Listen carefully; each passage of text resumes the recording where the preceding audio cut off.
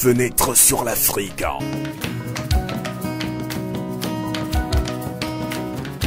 Interview, analyse, débat sur la situation politique et culturelle africaine sur Radio Canal K.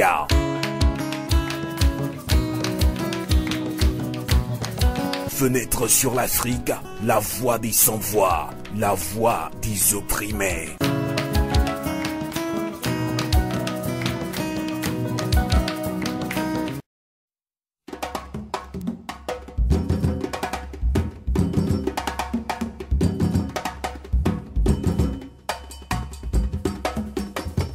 Merci de votre fidélité sur le 3xwcanalk.ch et ses radios partenaires Radio Déliman FM Liberté. Le régime togolais est-il disposé à réaliser les réformes politiques? La perspective d'un rapprochement entre deux grandes entités de l'opposition va-t-elle contraindre le pouvoir de Faure Gnassingbé à opérer les réformes? Eh bien, mes auditeurs, dans un débat qui se fera tout à l'heure, Monsieur J.B. Bawara, ministre de la fonction publique, du travail et de la réforme administrative, a accepté de croiser le fer avec Dr Yves Kouya-Maïzo, consultant international, coordinateur du collectif pour la vérité des urnes, CVU Togo Diaspora. Eh bien, nous accueillons tout de suite en ligne, en direct depuis Lomé. Nous accueillons d'abord J.B. Bawara. Bonsoir. Bonsoir, monsieur Amos, et bonsoir à vos auditeurs, notamment à nos concitoyens togolaises et togolais qui vous écoutent et qui vont cheminer avec nous au cours de ces échanges avec notre compatriote Yves Amaïzo. Merci beaucoup. Docteur Yves Kouya-Maïzo, bonsoir. Bonsoir Sylvain Amos et bonsoir à tous les auditeurs. Bonsoir, monsieur le ministre. Merci. Eh bien, la toute première question rapidement, puisque nous avons que presque 50 minutes. La première question, je vais la soumettre au ministre J.B. Bawara. Donc, de la caducité de l'accord politique global en passant par la toute récente réaction du président du groupe parlementaire UNIR, donc parti au pouvoir Christophe Tchao, qui conditionne l'opération des réformes politiques par la remise à zéro du compteur concernant la limitation de mandat présidentiel. Eh bien, J.B. Bawara, comment expliquez-vous le nouveau blocage des débats en commission des lois au sujet de la proposition des lois des députés ainsi dit et portant réforme constitutionnelle, institutionnelle et électorale? Bonsoir, monsieur Amos, à nouveau, pour me donner l'occasion là d'apporter un certain nombre de clarifications et de précisions. D'accord. Concernant l'accord global. Vous savez, moi, j'en étais le rapporteur. Il y avait un bureau composé de Maître Agboibor, de Mme Sangaïwala et de moi-même en tant que rapporteur. Et donc, je suis bien placé pour parler de l'accord politique global signé en août 2006. Tout à fait. Bien entendu, je ne vais pas reprendre à mon compte les propos disant que l'accord politique global serait caduc. J'estime que c'est une référence politique importante qui a déterminé un certain nombre de réformes politiques institutionnelles, le processus de réconciliation nationale, et que ce processus de réforme et de modernisation de nos institutions doit se poursuivre. Mais en même temps, je ne veux pas que nous fassions du fétichisme ou du dogmatisme avec l'accord politique global. Avec ou sans accord politique global, la question des réformes reste pertinente dans notre pays. Tout à fait. Nous avons l'obligation de nous poser la question de savoir est-ce que la manière dont les institutions sont organisées fonctionne nous permettent d'atteindre un certain nombre d'objectifs et de relever les défis auxquels notre pays est confronté. Quand je dis objectif, il s'agit bien entendu à la fois de renforcer et consolider l'unité et la cohésion nationale. Il s'agit de réaffirmer les valeurs démocratiques, les principes démocratiques et de l'état de droit.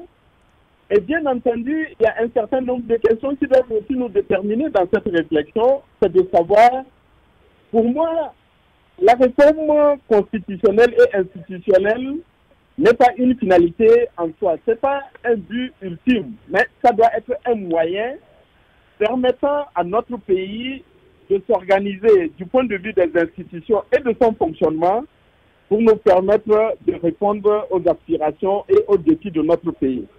Voilà ce que je dirais concernant un peu la question de savoir si l'APG est caduque ou n'est pas caduque. Pour moi, ça reste une référence politique majeure et essentielle de persévérer et de préserver la dynamique des réformes.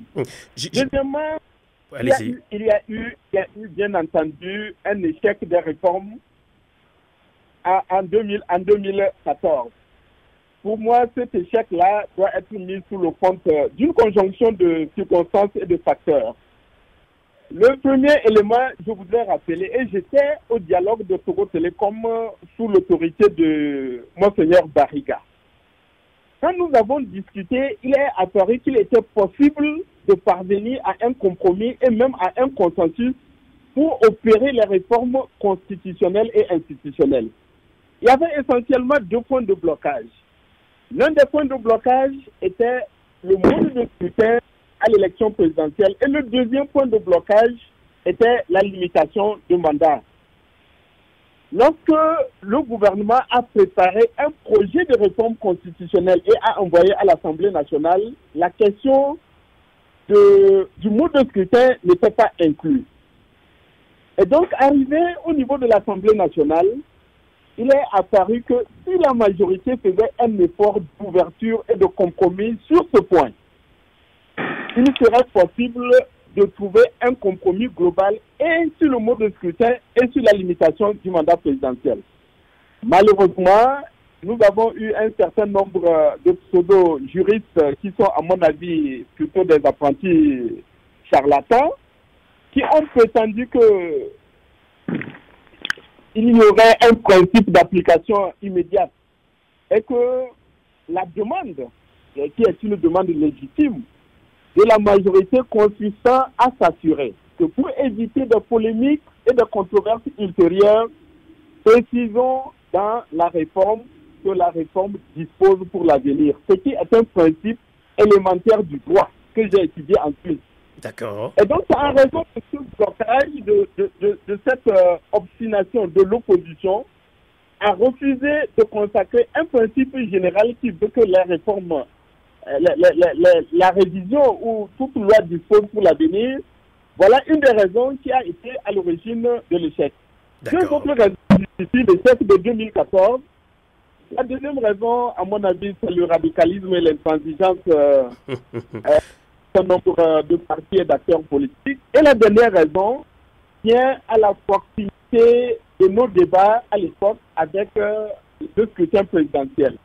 Il est évident que lorsqu'on ouvre ce genre de débat qui met aux prises un certain nombre d'intérêts politiques, de préoccupations des acteurs politiques, c'est difficile d'avoir le climat de sérénité et le climat dépassionné nécessaire pour approfondir les échanges et aller vers une réforme qui soit dépersonnalisée. On a toujours cherché à personnaliser. Et toute personnalisation de ce genre de débat ne peut aboutir qu'à l'échec. Les gens voulaient éliminer certains candidats par des méthodes détournées en voulant que la réforme soit rétroactive.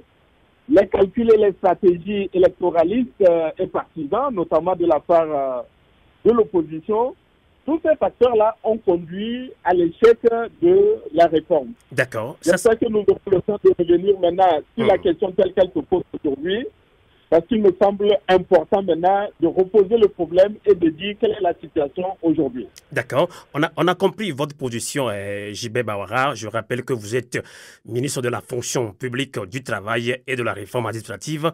Eh bien, ce débat, vous allez le faire, ou bien vous allez le faire avec Dr Yves Ekuye-Amaïso, qui est consultant international, coordonnateur du collectif pour la vérité des urnes, CVU Togo Diaspora. Eh bien, et Dr Yves Ekuye-Amaïso, vous avez écouté le ministre J.B. Bawara, qui est une personnalité très influente du gouvernement togolais. Alors, est-ce que le ministre Bawara vous a-t-il convaincu dans sa réponse concernant le blocage des réformes politiques à l'Assemblée nationale? Et là, jusque-là, Dr Yves Ekuye-Amaïso, le pouvoir et l'opposition se rejettent mutuellement la responsabilité du blocage. Alors, vous êtes aussi un homme de droit, puisque docteur en droit. Alors, que dit la loi sur la rétroactivité si, par exemple, les réformes se faisaient selon l'APG? Merci beaucoup, Sylvain. Je voudrais quand même que nous remettons tout ceci dans un contexte. D'abord, le temps de parole de Monsieur le ministre soit le même pour moi-même. Il n'y a pas de souci, allez-y. Beaucoup de choses ont été dites. D'accord. Et je vais essayer d'être simple et clair. Je crois comprendre que Monsieur le ministre Bawara n'a pas de problème et même accepte le principe que l'accord politique global reste d'actualité. Donc, ce n'est pas caduc. Ce n'est pas la même chose que dit un certain nombre de membres du parti UNIR ou RPT. Mais restons sur ce qu'a dit M. Bawara. Donc, si ce n'est pas caduc, il va falloir réfléchir comment on le met en œuvre. Et la mise en œuvre pose un problème très simple. Nous qui sommes dans la diaspora, il faut savoir que Monsieur le ministre parle à un fantôme. Monsieur Amaïzo est un fantôme pour Monsieur le ministre. Pourquoi? Parce que ce gouvernement et les gouvernements successifs de tout ce système militaro-civil n'a jamais voulu faire que la diaspora togolaise, 2,5 millions d'individus, puisse d'abord être recensés, ensuite avoir un droit de vote, et donc de pouvoir parler à égal avec Monsieur le ministre aujourd'hui. Cela étant dit, nous continuons à faire en sorte que l'objectif recherché, autant par le système que représente M. Bawara et nous, c'est que le peuple togolais aille mieux.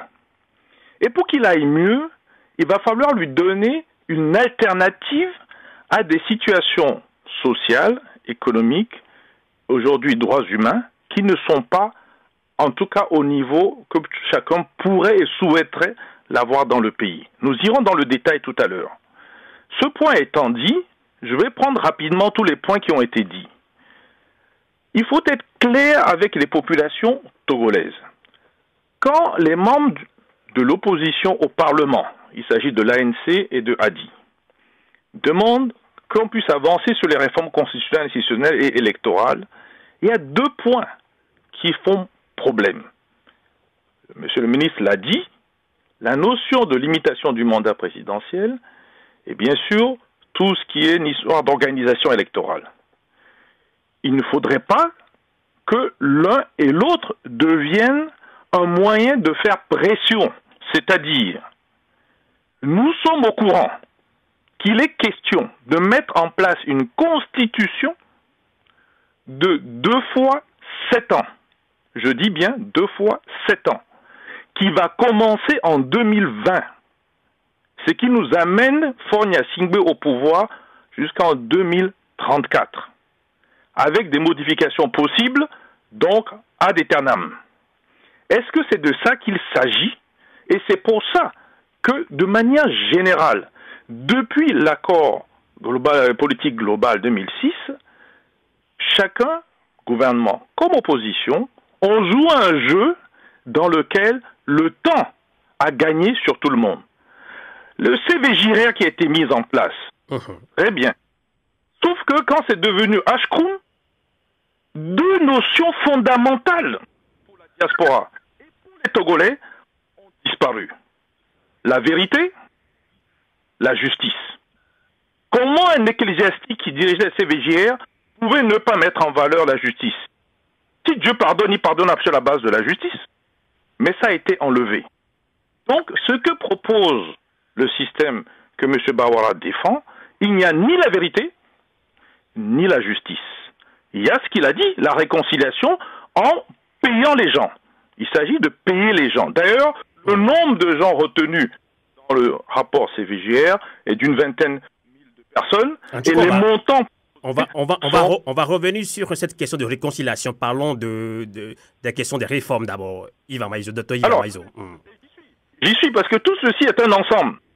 Donc, pour clôturer, on va avancer sur le dossier, tel que la situation est aujourd'hui, depuis 2006, ce gouvernement et ce système que défend M. Bawara ne peut pas nous faire croire qu'ils veulent un système équitable. C'est de ça qu'il s'agit. un système équitable. Que le meilleur gagne sur la base de la vérité des urnes. Ce n'est pas ce qui est en train d'être organisé. Et il s'agit de gagner du temps. Alors, si c'est ça où je me trompe, et que si c'est ça qui constitue l'état de droit, il faudrait peut-être qu'on puisse en discuter. D'accord. Donc, ma position, elle est simple. Celle de beaucoup de personnes, autant au Togo que dans la diaspora, ce n'est pas des échecs des réformes dont il s'agit. C'est un refus des réformes. Et ce refus ne peut pas être attribué à l'opposition. Parce que si le gouvernement voulait, il suffisait de ne pas toucher à la Constitution de 1992, qui avait été approuvée par l'ensemble de la population togolaise et qui s'appliquait de manière quasi équitable. D'accord. Et sincèrement, la vérité des urnes sorties de la Constitution de 1992 ne peut pas, ne pourra jamais donner une majorité à une minorité qui, avec les forces militaires dites de sécurité, sont en train de créer la peur au Togo et de mettre les pauvres étudiants en prison pour essayer d'éviter qu'on puisse mettre en cause le fait de se préserver, conserver le pouvoir ad aeternam. Docteur Yves Ekwia-Maison, on a compris également votre position. JB Baora, vous l'avez suivi, et Docteur Yves Ekwia-Maison, donc pour lui, le pouvoir refuse d'opérer ces réformes. Là, on veut comprendre caducité et remettre le compteur à zéro. Et bien, selon nos informations, JB Baora, les députés ici du parti du pouvoir unir refusent de proposer des amendements aux textes soumis et par le groupe parlementaire Annecy Adi. Est-ce que vous confirmez? Là, on voulait savoir juste quelle est la vraie position de votre parti sur le sujet, si des réformes, si on se rappelle qu'il y a eu un rejet par vos propres députés d'un projet de loi portant sur les réformes introduites par votre gouvernement. JB Baora. Merci, M. Amos. Je ne veux pas faire non plus de confusion et sauter du coq à l'âne. Je vais être précis et concis. Allez-y. Je voudrais d'abord rappeler que moi, je ne fais pas de l'accord politique global un dogme ou quelque chose d'ignoble ou de fétichiste. De la même manière que la constitution dite originelle de 1992 n'était pas destinée à rester figée. Alors que le monde évolue, alors que la société togolaise évolue, qu'il y a beaucoup de mutations, toute constitution au Togo comme ailleurs est appelée à s'adapter aux circonstances et aux évolutions. Ça, c'est la première des choses. Deuxièmement, je voudrais rappeler ce que j'ai dit, que la tentative de réforme de 2014 a échoué en raison d'une conjonction de facteurs et de circonstances. L'une des circonstances étant qu'il y a les amis et les frères de l'opposition qui ont développé des théories qui ne tiennent pas debout. Vous avez posé une question à M. Yves Amaïzo. J'espère qu'il va répondre à cette question tout à l'heure concernant la théorie dite de l'application immédiate que certains avaient évoquée. Et je sais qu'il est un bon juriste. Moi, j'ai étudié le droit en Suisse. Je n'ai jamais appris ça. Une loi peut elle-même consacrer la rétroactivité. Ça, JB Baora, je vous coupe un petit peu parce que là, je pense que vous tournez en rond là. Et quelle est la vraie position de votre parti? Alors, écoutez-moi bien, monsieur le ministre. Hein? Ah, écoutez-moi, en conditionnant, écoutez-moi. Hein? Écoutez, si vous n'avez pas envie de m'écouter, je vais raccrocher. Non, je vous écoute. Il faut développer ses arguments. Vous me laissez développer mes arguments. Vous allez les développer. Répondez aux questions. Aussi, je rappelais cela. Je rappelais les circonstances de l'échec de la tentative de réforme pour dire que c'est regrettable qu'à l'époque, des gens aient eu des comportements radicaux et intransigeants qui n'ont pas permis. Maintenant, la situation d'aujourd'hui. Monsieur Amos, c'est le président de la République qui est considéré comme le leader du parti UNIR et donc en quelque sorte le leader de la majorité parlementaire actuelle. Le président de la République a mis en place une commission de réflexion sur les réformes constitutionnelles et institutionnelles. Un certain nombre de partis, pas tous, de l'opposition, notamment l'ANC, a pratiquement désavoué cette commission de réflexion sur les réformes constitutionnelles fonctionnelle et institutionnelle et décide, avec la collaboration d'autres partis, d'introduire un projet de modification constitutionnelle à l'Assemblée nationale ou de reprendre un débat qui existait. Mais écoutez, qu'est-ce que vous voulez comme comportement de la part des députés de la majorité? D'accord. Ils désavouent le président de la République qui a mis en place une commission de réflexion. D'accord. Cette commission est en train de travailler. La logique aurait voulu que chacun collabore et contribue à ces réflexions. Que nous ayons un débat approfondi. Que toutes les réflexions, tous les éléments, toutes les propositions soient faites à cette commission. Et une fois que cette commission a fini son travail, il y aura un débat qui va se poursuivre. D'accord, on vous comprend, JB Bawara. Donc, vous pensez que l'opposition est vraiment radicale, mais JB Bawara, en conditionnant les réformes par la non-rétroactivité de la loi concernant la limitation du mandat présidentiel, est-ce que vous ne remettez pas en cause la question de l'alternance au Togo, alors que vous inspire alors ce que disent beaucoup d'observateurs africains, et pas de démocratie sans alternance, et alors là, le régime des Gnassingbé faisant quand même déjà 50 ans au pouvoir, JB Bawara? Écoutez, le principe de la non-rétroactivité, ce n'est pas M. Gilbert Bawara qui le dit. Je vous dis que le principe général du droit veut que la loi dispose pour l'avenir. Ce n'est pas Gilbert Bawara qui a inventé ce principe général du droit. Le problème se pose avec ceux qui voudraient enfreindre à ce principe général du droit, en voulant qu'une réforme soit rétroactive. Donc, s'il y a une difficulté qui se pose, c'est ceux qui voudraient déroger à ce principe général du droit. Deuxièmement, je vous dis, aujourd'hui, il y a un travail qui se fait au niveau de la commission de réflexion, et que si, d'aventure, les députés de la majorité devaient accepter de débattre et de délibérer à l'Assemblée nationale concernant l'initiative des partis de l'opposition, cela reviendrait à désavouer le président de la République, à remettre en cause la commission de réflexion sur les réformes constitutionnelles et institutionnelles et le travail qu'elle est en train d'effectuer. Alors qu'il est possible de faire en sorte que chacun des partis politiques, et même la société civile, les forces vives, les autorités religieuses, les personnalités politiques, et même vous, les concitoyens togolaises et togolais de la diaspora, si les gens ont des idées, des contributions à apporter à ce travail de la commission de réflexion, une fois que ce travail est fini, il y aura un débat. Et contrairement à ce que M. Amaïzo dit, d'accord. Cette commission n'a pas encore évolué et l'histoire d'un mandat de 7 ans renouvelable une fois qui commencerait à partir de 2020 est une pure invention. Mais je comprends qu'il n'est pas sur le terrain, mais je l'encourage à ne pas lire tout ce qui est écrit sur les réseaux sociaux. D'accord, qu'il cherche à s'informer. D'accord, on Cela va pas... dans l'esprit d'un certain nombre de personnes. D'accord. Je n'ai jamais vu nulle part écrit qu'il y aurait un projet visant à consacrer un mandat présidentiel de 7 ans renouvelable une fois, à commencer à partir de 2020. D'accord. JB Bawara, on va aussi donner la parole au docteur Yves Kwea-Maïzon, je le rappelle, il est consultant international, coordinateur du collectif pour la vérité des urnes CVU Togo Diaspora.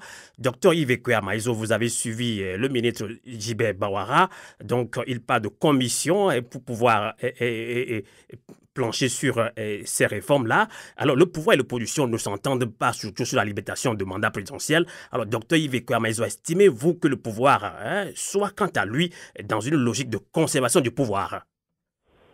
Alors, je vais répondre à votre question, mais le ministre Bawara a posé un certain nombre de points, je vais y répondre. Exactement, allez-y. La notion de non-rétroactivité. Personne ne conteste cela.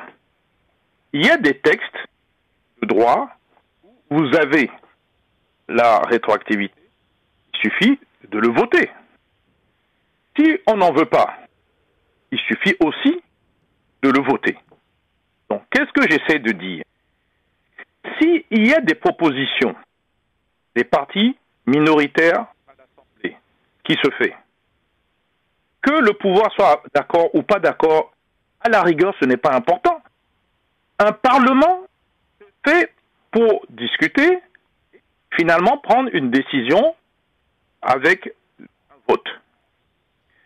La commission de réflexion que le chef d'État a mis en place, et que quand on suit bien M. Christophe Chao, votre représentant du parti UNIR, qui est donc le chef de groupe là-bas, a dit, et de manière précise, qu'il n'a pas bloqué le mécanisme.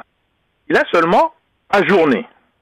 Donc, il est question de stopper le débat parlementaire, de sortir cette discussion et le mettre dans une commission. Seul le chef d'État, unilatéralement, a décidé. Je ne pense pas qu'il y ait eu des votes pour mettre en place cette commission de réflexion. Et à l'intérieur de cette commission de réflexion, ce sont des gens qui ne sont pas élus, qui vont faire des propositions, puisque M. Bawara vient de dire que ça peut être élargi à la société civile et un peu à tout le monde. Et quand on aura trouvé un accord sur ce document, il va revenir à ce moment-là au Parlement, ce qui veut dire que les amendements que pourrait y faire ou pas l'opposition devraient être pris en compte ou pas au moment de la commission de réflexion. Ce qui veut dire alors, vous m'entendez? Allez-y, Alors, allez-y. oui, On vous attend, allez-y. Ça veut dire que le système qui est en train de se mettre en place est en train de sortir la discussion normale, légale au Parlement, vers une commission ad hoc, choisie par le chef d'État. Quel que soit l'objectif recherché, on doit pouvoir être d'accord qu'il ne s'agit plus des représentants du peuple togolais qui vont faire d'abord les propositions de cette réflexion et en fait, à la fin, faire la décision. Ça, c'est le deuxième point auquel je voulais répondre. Le troisième, cette histoire de l'application immédiate. Pour appliquer quelque chose, il faut avoir eu un texte et que ce texte a été modifié ou est en voie de modification, en soi ne pose pas de problème. Ce dont il est question, c'est que les gens mettent en doute la qualité neutre de cette commission de réflexion. Si cette commission de réflexion avait été faite sur des bases paritaires, dans lesquelles chacun a eu la possibilité de voir qu'il sera réellement représenté, et que son point de vue sera pris en compte et non pas rejeté en commission, ce qui veut dire que le texte qui va rentrer au Parlement sera un texte sur lequel la plupart des amendements auront été éjectés au moment de la commission de réflexion, vous comprenez bien que ce soit normal que quelqu'un qui semble et qui pense qu'il ne sera pas représenté dans cette commission n'y aille pas. Je ne suis pas là pour défendre l'opposition, nous sommes de la diaspora indépendante. Donc, nous ne cherchons pas à défendre. Nous essayons de montrer que les processus et les procédures qui sont mises en place ont tendance à simplement favoriser de manière unilatérale le système UNIR. Enfin, et je finis là-dessus, la notion de vote. Nous sommes, d'après le Togo, en démocratie. Mais quel est le problème de soumettre un texte, puisqu'il y a une majorité automatique de la majorité présidentielle au Parlement. Donc, si le texte et les amendements ne vous conviennent pas, au moins que le vote ait lieu et que publiquement chacun sache au Togo que vous avez rejeté tel ou tel aspect qui ont été proposés. Maintenant, revenons sur le fond. Le fond, c'est quoi? C'est bien la réforme du mode de scrutin, le découpage électoral sur lequel les gens ne sont pas d'accord du tout. Un Togolais doit pouvoir être représenté partout où il est, y compris dans la diaspora, parce que sur ce point de la diaspora, M. Bawara, vous n'avez pas répondu. 2,5 millions d'individus sont exclus. Vous parlez encore à un fantôme, je vous le répète. Et la deuxième chose, le mandat présidentiel, les mandats prévus dans 1992, la Constitution de 1992 ont dépassé, puisque les deux mandats de M. Faure Gnassingbé sont dépassés, mais à la rigueur, continuer, que ça se fasse sur la base de la vérité des urnes. Là-dessus, vous permettez de dire que si on lit la plupart des rapports internationaux, mais aussi certains Africains, y compris même la CEDEAO, surtout quand vous les approchez à huis clos, les vérités sortent. Donc le problème est de savoir comment pouvez-vous garantir que les prochaines élections locales que vous n'avez jamais faites jusqu'à maintenant, législatives qui vont venir, on espère, et présidentielles prochaines, se faire sur la base de la vérité des urnes. D'accord. Merci, docteur Yves Maison. On va continuer ce débat, mais à vous, auditeurs, auditrices qui nous suivez sur le 3xwcanalk.ch et également émission synchronisée sur Radio Déniban, sachez que vous êtes dans un débat autour des réformes au Togo. Les populations togolaises espèrent toujours ces réformes. Le régime togolais est-il disposé à réaliser ces réformes politiques?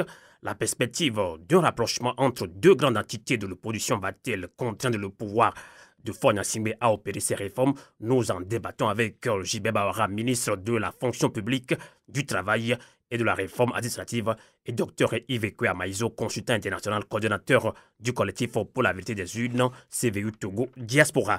Eh bien, J.B. Bahora, vous avez suivi la réaction du docteur Yves Maison, qui n'est pas tout à fait d'accord avec vous.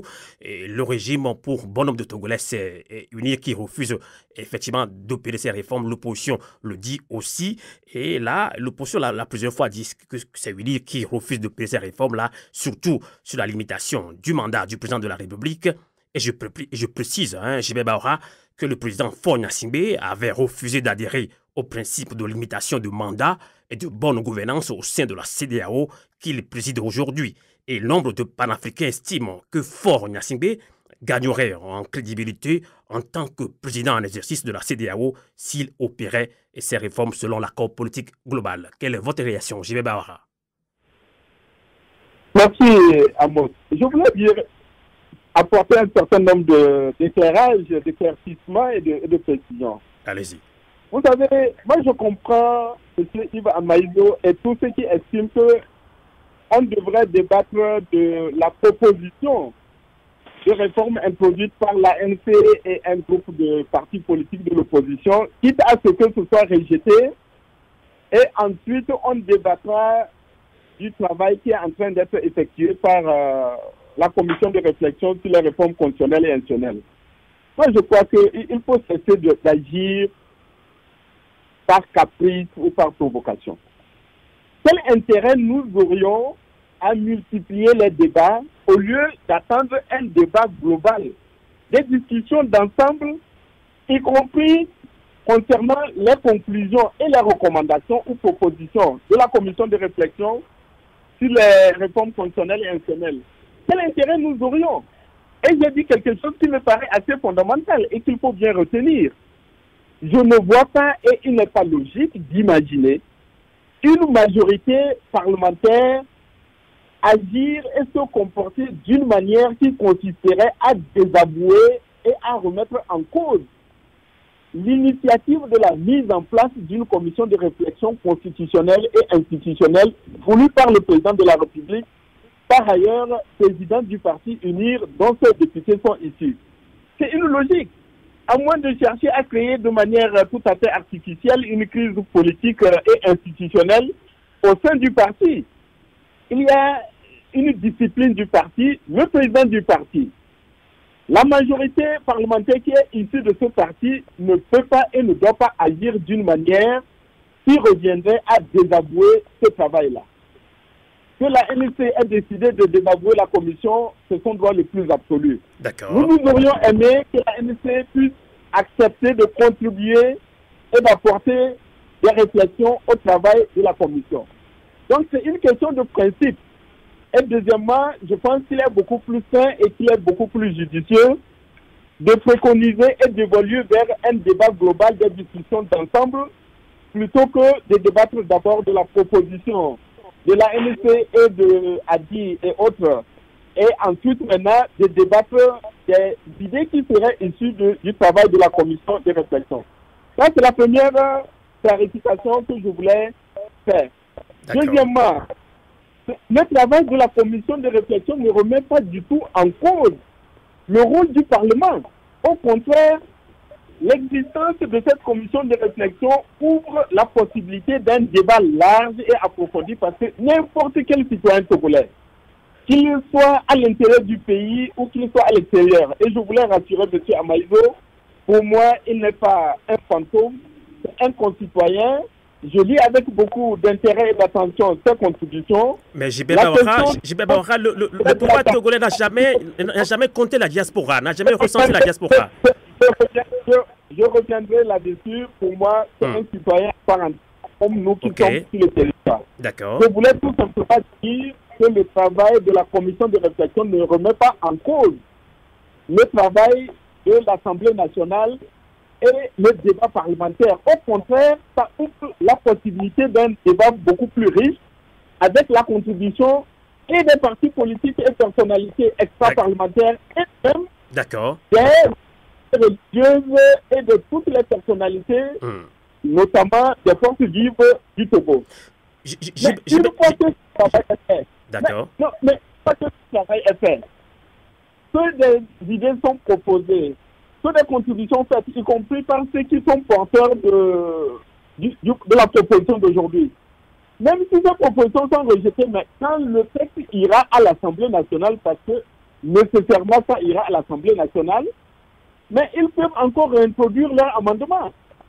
Et le sort qui leur aurait été réservé actuellement, c'est le même sort qui leur serait réservé si ces amendements auraient été acceptés. D'accord. Il n'y a pas de raison introduit dans le cadre des conclusions et des propositions de la commission. Ces amendements soient rejetés. D'accord. On a compris votre position sur cette commission pour aboutir aux réformes politiques.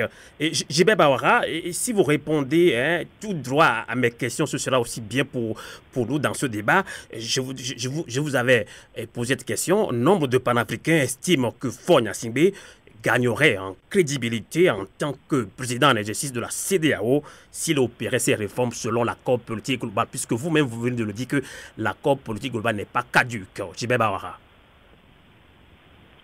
Vous savez, c'est votre droit le plus absolu de mettre votre opinion sur la situation politique, la crédibilité des dirigeants de tel ou tel pays. Je préfère la démocratie réelle. Les possibilités qui sont offertes, comme nous le faisons en ce moment, de débattre, d'échanger sur les problèmes de notre pays. Pour moi, la question des réformes constitutionnelles et institutionnelles, ce n'est pas une question qui doit être personnalisée. On ne fait pas les réformes constitutionnelles et institutionnelles parce que ça va plaire à M. Faure Gnassingbé, ça va améliorer sa crédibilité. On ne le fait pas parce que ça va faciliter l'accès au pouvoir de tel ou tel citoyen. On le fait parce que notre pays en a besoin. D'accord. Nous devons agir dans le sens de l'intérêt du pays. Comment nous agissons pour renforcer la cohésion du pays, l'unité du pays? Comment nous organisons les institutions et nous les faisons fonctionner de manière à ce que la bonne gouvernance, l'état de droit, le développement, la prospérité et le bien-être partagé soient au rendez-vous? Tous ces débats-là consistent à dire les réformes, ça aiderait à la crédibilité de telle ou telle personne. Moi, je ne suis pas à ce niveau-là. D'accord. Et vous, dans notre sous-région, même en Afrique de l'Ouest, là, nous avons des pays où, du point de vue formel et légal, on peut dire que c'est de bonne démocratie, mais dans la réalité, dans la pratique quotidienne. D'accord. Dans le quotidien, ce n'est pas ça qui est en train de se passer. D'accord. Moi, je pense que le débat qui a lieu au Togo nous permettra, en définitive, d'opérer les réformes, de moderniser nos institutions, de faire en sorte que nous puissions évoluer dans le sens de la réaffirmation des libertés, des principes et valeurs démocratiques. D'accord. Et même, que certains appellent de leur deux.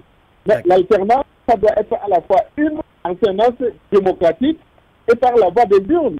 D'accord. Et donc, nous définirons en définitive. Si en 2000, les Togolais avaient estimé qu'il fallait consacrer l'alternance, j'aurais voté pour un autre candidat. D'accord. Monsieur, il nous parle de la vérité des urnes. Vous savez, moi, j'étais ministre de l'administration territoriale. On va revenir là-dessus. On va revenir là-dessus. Vous avez eu largement eu le temps. On va revenir sur la vérité des urnes. Il nous reste encore une vingtaine de minutes. Eh bien, docteur Yves Ekoya-Amaïso, partagez-vous cette opinion de ces observateurs qui pensent que Faure Gnassingbé gagnerait en crédibilité en tant que président en exercice de la CEDEAO s'il opérait les réformes politiques selon l'accord politique global? Alors, d'abord, je constate qu'on est d'accord avec M. le ministre Bawara et le système qu'il représente sur une chose. On est d'accord que le Togo a besoin de réformes institutionnelles, etc. C'est le seul point d'accord que nous avons pour le moment. Sur la notion de crédibilité, votre question, il faut compléter votre question. Crédibilité par rapport à qui? Vous savez, la présidence tournante de la CEDEAO ou n'importe quelle institution régionale ou sous-régionale, c'est généralement planifié d'avance. Et vous n'avez pas beaucoup de budget et souvent vous ne pouvez pas faire beaucoup de choses. Mais si les chefs d'État de la sous-région, donc de la CEDEAO, les 15 pays, attribuent cela au Togo, c'est au Togo et non pas un individu. Celui qui aujourd'hui représente le Togo se trouve à être Faure Gnassingbé. Donc je dirais que la crédibilité est du côté des chefs d'État de la sous-région. Maintenant, si vous parlez de la crédibilité de la population, qui, elle, se dit, le seul chef d'État qui refuse d'accepter le principe de deux mandats et on s'en va, s'appelle Faure Gnassingbé. Alors là-dessus, je pense que la crédibilité des Togolais et des Togolaises sur ce point particulier pose problème. Mais c'est libre à celui qui occupe ce poste de modifier cela. Le deuxième point, je voudrais faire un point de droit. Vous savez, quand vous êtes au Parlement, il y a deux façons de faire entrer des lois. Ce qu'on appelle la proposition de loi qui vient des députés, qui représentent le peuple. Et vous avez le projet de loi qui vient du gouvernement ou du chef de l'État. Ce que dit monsieur le ministre Bawara, c'est qu'il y a en fait une proposition de loi qui vient des députés, il se trouve que ce soit ceux de l'opposition, le groupe ANC et le groupe ADI, ensemble, que ce soit sous la forme de modification d'amendement, mais ça vient des députés. Et il y a une proposition qui est celle de chef d'État, travailler avec son groupe UNIR, qui doit passer par la commission de réflexion. Jusque-là, je ne vois pas de problème en soi. Le problème vient que on veut imposer le projet de loi, c'est-à-dire qu'il vient du président et donc du gouvernement à l'ensemble du Parlement, sous prétexte qu'on veut gagner du temps, sous prétexte que maintenant l'ensemble des citoyens de la société civile vont mettre leur nez dans ce dossier, en sachant d'ailleurs que c'est pas n'importe qui va pouvoir comprendre ce qui traite en fait ces éléments-là. Il faut quand même avoir un minimum. Quand on parle de commission, il y a quand même un minimum de demande de compétences derrière pour pouvoir modifier ou amender ou faire des propositions. Et que ce débat large dont on parle, qui peut être même étendu à la diaspora, suppose que cette diaspora elle-même soit d'abord recensée, comptée et qui ait le droit de vote. Ce qui n'est toujours pas le cas et M. le ministre ne veut pas répondre à cela. Nous sommes donc toujours, M. Amaezo est un fantôme. Et les 2,6 millions ou 7, toujours des fantômes. D'accord. Alors, le dernier point, il y a proposition de loi et projet de loi venant du gouvernement, proposition de loi venant du Parlement, sincèrement, je ne sais pas pourquoi il doit avoir ce grand débat. Ça n'empêche pas le débat large d'avoir lieu, sincèrement.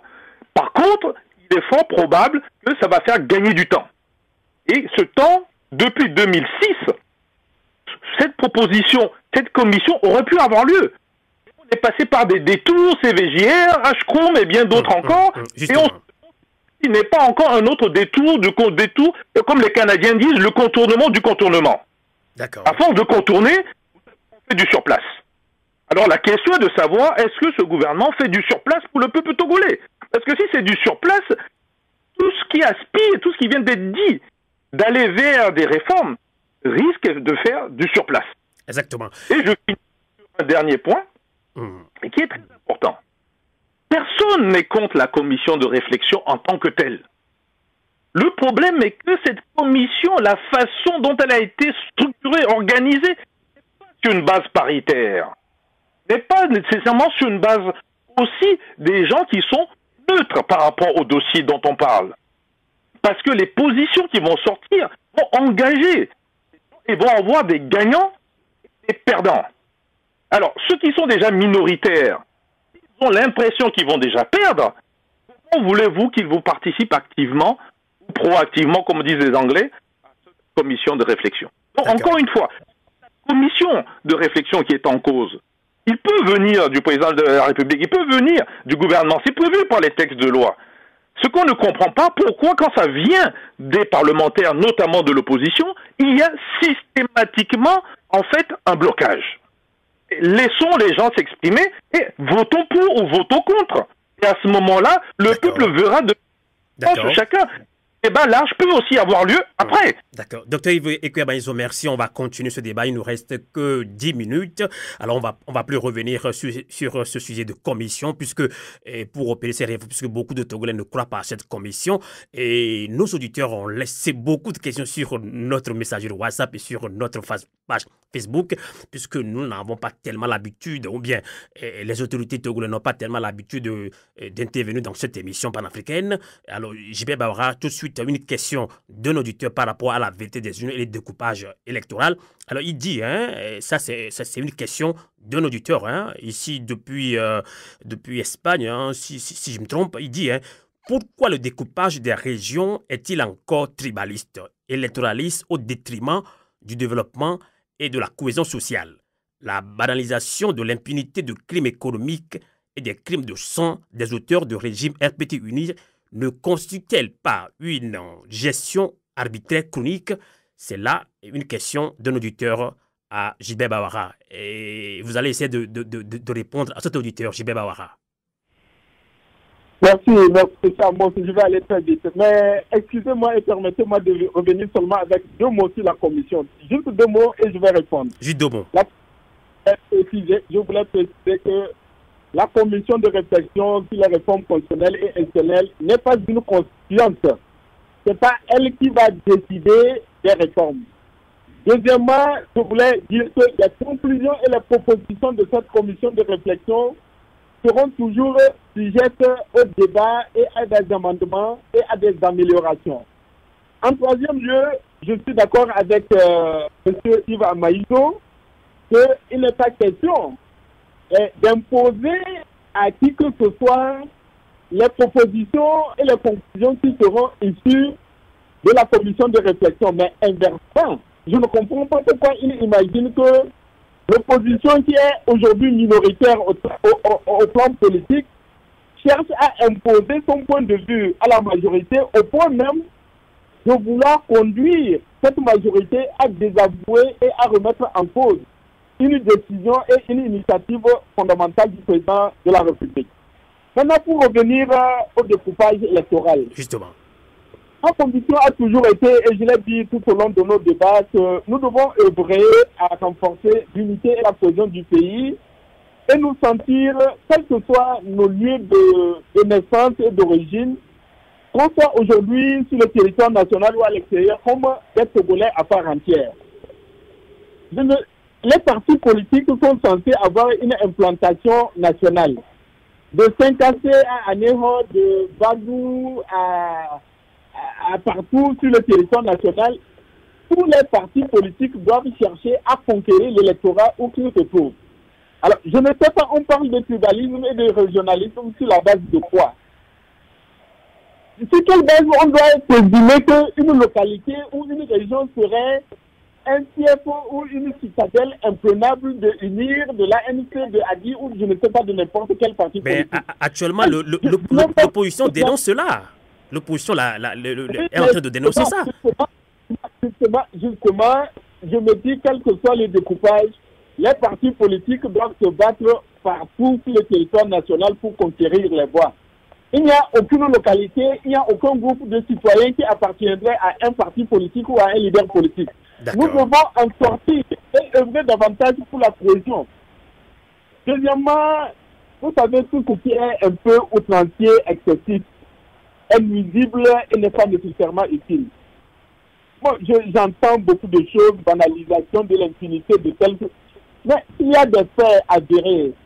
Mais même quand on n'est pas sur le territoire national, notre concitoyen qui est en Espagne, qu'il écrive à un magistrat ou à un tribunal pour dire, bon, je tiens des informations indiquant seul citoyen, même s'il est ministre, député, ou qu'il est responsable d'une société, a commis des forfaits. D'accord. Gilbert Bawara, je me permets, je suis désolé, je me permets de vous couper parce qu'on va clôturer le débat, puisque à Radio Canal, quand on sera automatiquement coupé. Alors pour conclure ce débat, réponse directe, question directe, réponse directe. Alors que direz-vous pour conclure ce débat? Vous avez 2 minutes. À quelles conditions les réformes se feront? Est-ce qu'il faut mettre le compteur à zéro? Est-ce qu'il faut appliquer l'accord politique global? Que direz-vous pour conclure ce débat, puisque les Togolais de la diaspora espèrent que vous disiez quand même à tous les Togolais que dit concrètement le pouvoir uni par rapport à ces réformes? Les réformes se feront ou pas? Gilbert Bawara. La première chose, les réformes sont nécessaires et indispensables parce qu'une société qui évolue doit toujours adapter ses institutions de manière à ce que ces institutions répondent aux aspirations de la population. L'appel politique global reste pour moi une référence politique et même une référence morale. Parce que quand on signe un compromis de bonne foi, il faut veiller à son respect. En toute hypothèse, cet accord politique ne doit pas non plus devenir la Bible ou le Coran. Entre 2006 et 2017, il y a de nombreuses évolutions, il y a eu beaucoup de changements. Et ces changements doivent être pris en compte. Deuxièmement et troisièmement, le problème n'est pas de mettre les compteurs à zéro. Non, je dis les réformes doivent être débattues, les propositions qui seront faites seront étudiées. Et il faut opérer ces réformes conformément aux attentes des Togolais et dans le principe juridique. Le principe fondamental, c'est que la loi dispose de l'avenir. Sauf dispositions contraires, nous ferons des réformes et ces réformes nous permettront de nous projeter dans davantage de modernité démocratique, de réaffirmer et de renforcer les libertés et les principes démocratiques et de consolider l'état de droit dans notre pays pour que l'élan de développement économique que nous avons pris, que davantage de Togolais soient en mesure de contribuer et que nous puissions être le pôle de stabilité, de paix et de prospérité que nous avons été et que nous sommes en train de forger à nouveau. D'accord. En tout cas, merci d'avoir participé à ce débat en direct depuis l'Obé. Je rappelle que vous êtes ministre de la fonction publique, du travail et de la réforme administrative. Et bien, docteur Yves Kwame-Aïzo, rapidement, vous avez également 2 ou 3 minutes pour conclure ce débat sur les questions des réformes, la vérité des urnes, justement. Et je rappelle que vous êtes coordinateur du CVU Togo Diaspora, collectif pour la vérité des urnes. Vous avez dénoncé plusieurs fois les fraudes électorales lors des élections au Togo. Alors, y a-t-il une lieu d'espoir qu'après l'opération de ces réformes politiques, le problème de la transparence des élections soit résolu? Votre mot pour clôturer ce débat, Dr Yves Kwame-Aïzo. Merci beaucoup, Sylvain. D'abord, je tiens à remercier Monsieur le ministre pour ce débat cordial, puisque ce n'est pas toujours le cas quand nous discutons avec le gouvernement. Alors, la deuxième chose, il faut quand même qu'on soit clair. Un député ne peut pas être représentant de seulement 10 voix quand un député de l'opposition est obligé d'avoir 500. Donc, le découpage électoral, il faudrait qu'on revoie ça. Le troisième point qui est encore plus grave, ou plutôt qui est un souhait, et je pense sincèrement, pour la vérité des urnes au Togo, et pour le fait qu'on puisse avancer, il faut que le président Faure Gnassingbé annonce, comme le président Angola l'a fait, qu'il ne se représente pas en 2020. D'accord. Et le dernier point, c'est que, monsieur le ministre, vous n'avez pas répondu si la diaspora va être recensée et avoir le droit de vote. Ce qui veut dire concrètement que nous allons finir ce débat et je suis toujours un fantôme. Et la diaspora avec moi. Monsieur le ministre, vous avez 1 minute. Est-ce que la diaspora sera comptée? Quelle est votre relation avec la diaspora togolaise? 1 minute seulement, 1 minute. Non, la diaspora togolaise est une force importante. D'accord. Et je sais que les Togolaises et les Togolais qui sont à l'extérieur contribuent énormément à la prospérité et à l'économie de notre pays.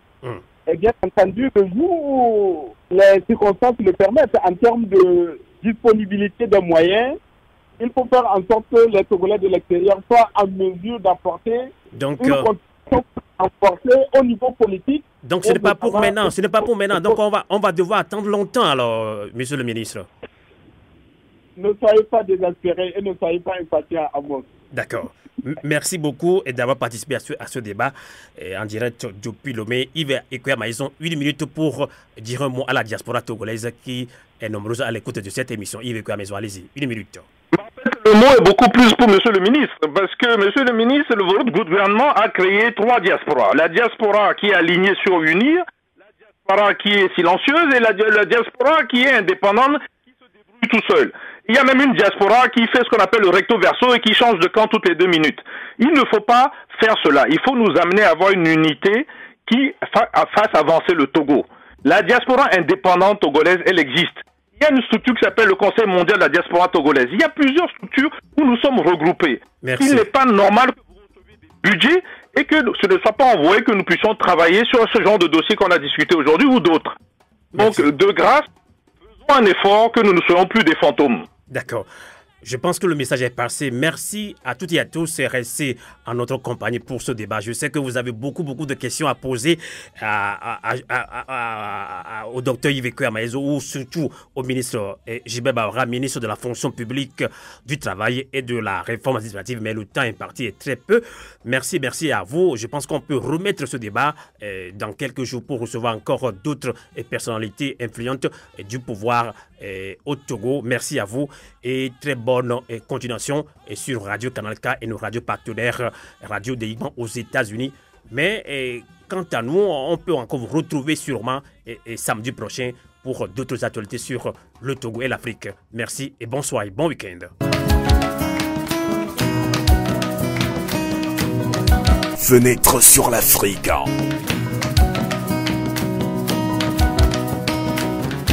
Interview, analyse, débat sur la situation politique et culturelle africaine sur Radio Canal K.